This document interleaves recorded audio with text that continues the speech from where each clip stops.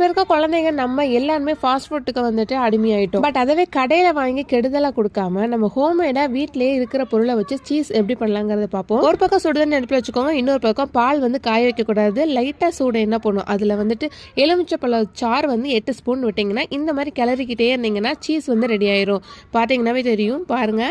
இதை அப்படியே ஃபுல்லாக வடிகட்டிடலாம். சுடுதண்ணியுமே வந்துட்டு ரொம்ப கொதிக்க விடணும் இல்லை, ஓரளவுக்கு சூடான போதும். அதில் வந்து டிப் பண்ணிக்கோங்க, டிப் பண்ணி இப்படி வந்து அலசி விட்டுக்கோங்க. ஃபர்ஸ்ட்டு வடிகட்டில் நல்லா வடிச்சு எடுத்துட்டு சுடுதண்ணியில் ஒரு அலசிட்டு அதுக்கப்புறமேட்டுக்கு நல்ல தண்ணியிலேயே ஒரு அலசிட்டு அதுக்கப்புறம் நல்லா புளிஞ்சு எடுத்துட்டீங்க அப்படின்னா சீஸ் வந்து ரெடி ஆயிரும்.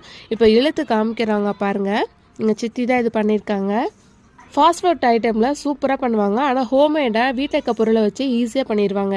ஒரு ½ அன் ஹவர் ஃப்ரீசரில் வச்சு எடுத்துட்டீங்க அப்படின்னா சீஸ் ரெடி ஆயிடுச்சு. பீஸா, பர்கர், ஒயிட் சாஸ் பாஸ்தா இந்த மாதிரி ஃபாஸ்ட் ஃபுட் ஐட்டம் எல்லாத்துக்குமே சீஸ் தான் முக்கியமானது.